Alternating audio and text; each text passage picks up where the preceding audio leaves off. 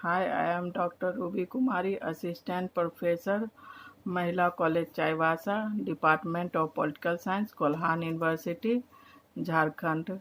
Today I will discuss the Union Government, Legislature and Executive. यह Kolhan university के semester 5 के syllabus में है और CC 12 में।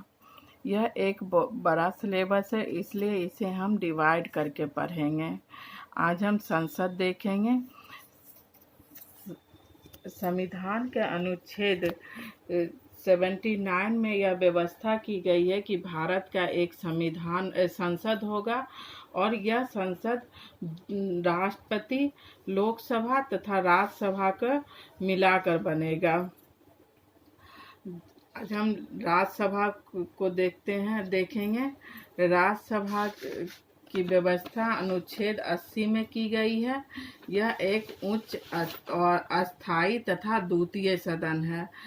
संविधान के अनुसार इसकी 250 सदस्य संख्या निश्चित की गई है।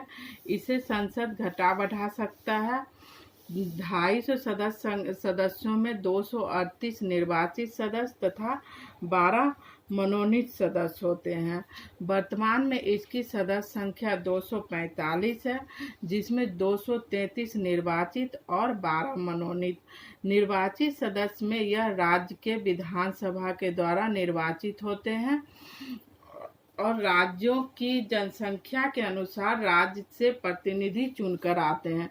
बड़े राज्यों से अधिक प्रतिनिधि और छोटे राज्यों से कम प्रतिनिधि, अर्थात जनसंख्या पर आधारित। 12 सदस्यों का मनोनयन राष्ट्रपति के द्वारा किया जाता है। यह सदस्य साहित्य, कला, विज्ञान आदि क्षेत्र से होते हैं। इसके निर्वाचन अप्रत्यक्ष रूप से जनता के प्रतिनिधि द्वारा अर्थात राज्य के विधानसभा द्वारा होती है।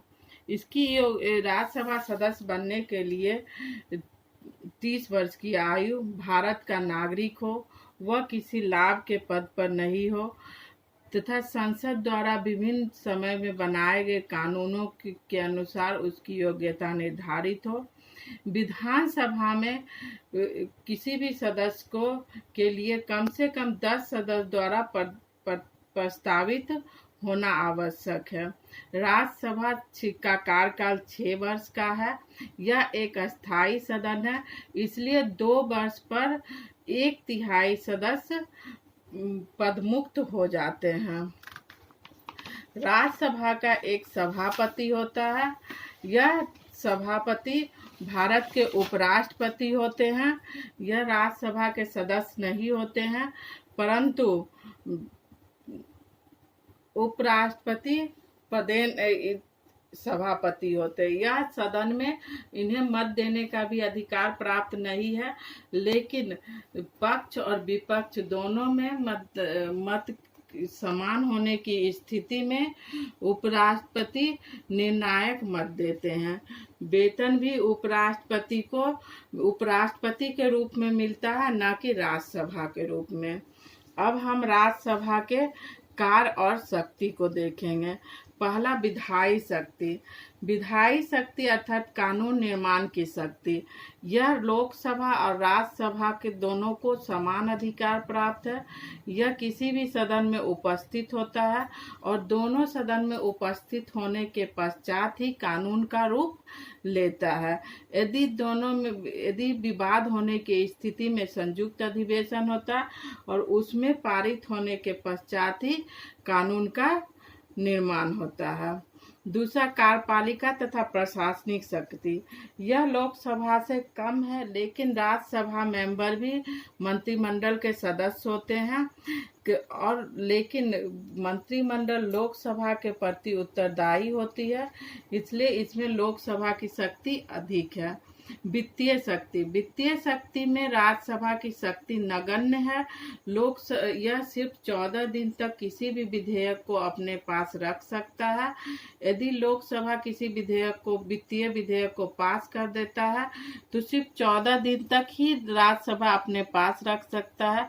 यदि राज्यसभा उस पर कुछ सलाह देता है या संशोधन करता है तो लोकसभा की मर्जी पर है कि वह इसे माने या ना माने। संशोधनकारी शक्ति में राज्यसभा को लोकसभा के समान है। यह दोनों सदन से पारित होने के बाद ही कानून बनता है। राज्यसभा के निर्वाचित सदस्य राष्ट्रपति के चुनाव में भाग लेते हैं।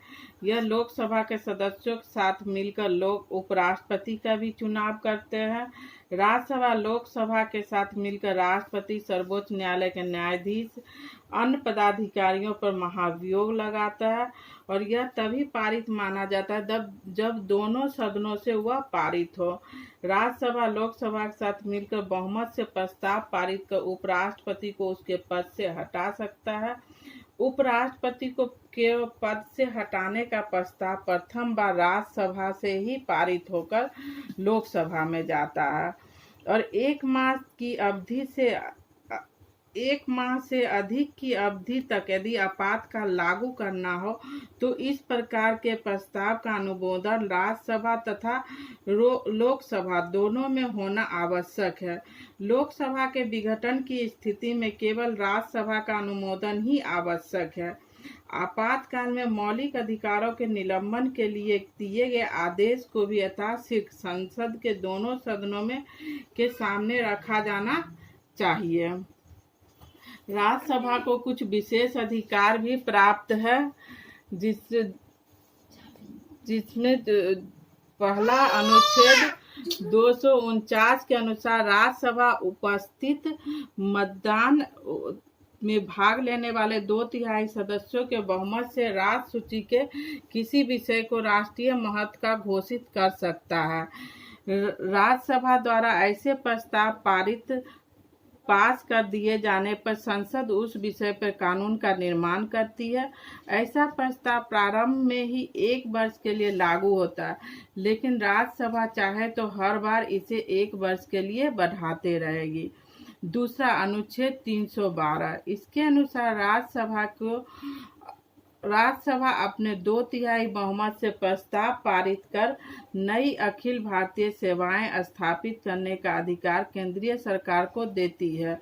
राज्यसभा जब तक इस प्रस्ताव को पारित नहीं कर देती है तब तक संसद या भारत सरकार किसी नवीन अखिल भारतीय सेवाओं की स्थापना नहीं कर सकता है।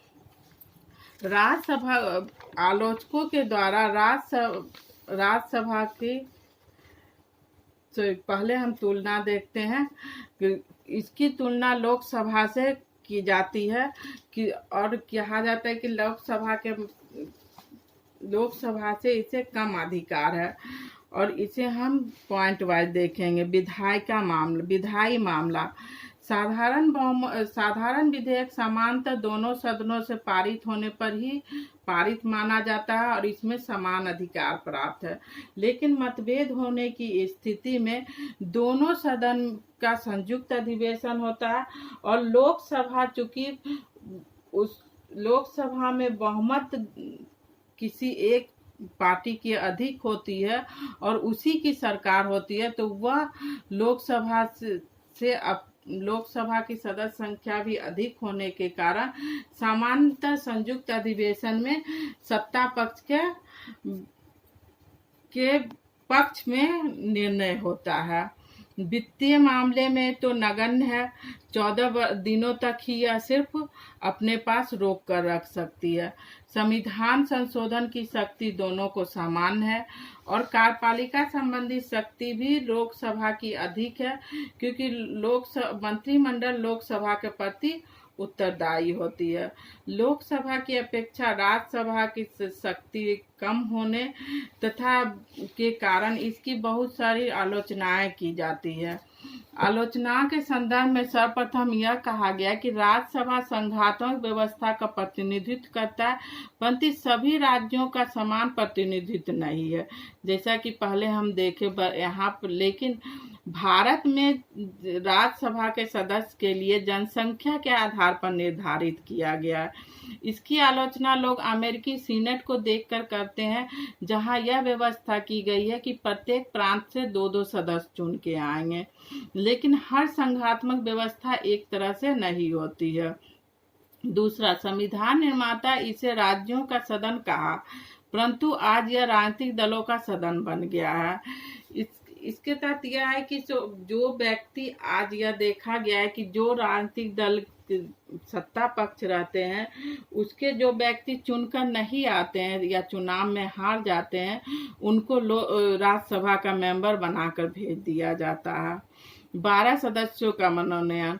इन सदस्यों का मनोनयन राष्ट्रपति के द्वारा किया जाता है, परंतु यह सदस्य में से बहुत ऐसे होते हैं जो कभी राज्यसभा के सदन में आते ही नहीं है, इसलिए यह भी एक अतिरिक्त बोझ माना जाता है। अगला आलोचना यह है कि राजकोष पर भार है, क्योंकि इसके जो सदस्य होते हैं इन्हें वेतन भत्ता ये सब देना होता है, तो यह एक भार माना गया।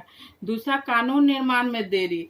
जैसे किसी भी विधेयक को लोकसभा से पारित होने के पश्चात भी फिर राज्यसभा से पारित करो, यदि उसमें नहीं पारित होता है तो उसे पुनः लोकसभा में पेश करो, तो इससे क्या है कि कानून निर्माण में देरी होती है। लेकिन इन आलोचनाओं को देखते हुए यह नहीं हम कह सकते हैं कि राज्यसभा पूर्णतः महत्वहीन है।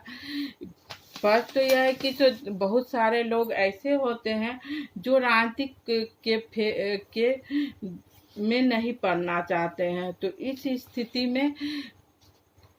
इस स्थिति में प्रतिभाशाली व्यक्ति संसद में नहीं आ पाते हैं। तो इसमें है कि यदि राज्यसभा के द्वारा वह लोग संसद में आ जाते हैं।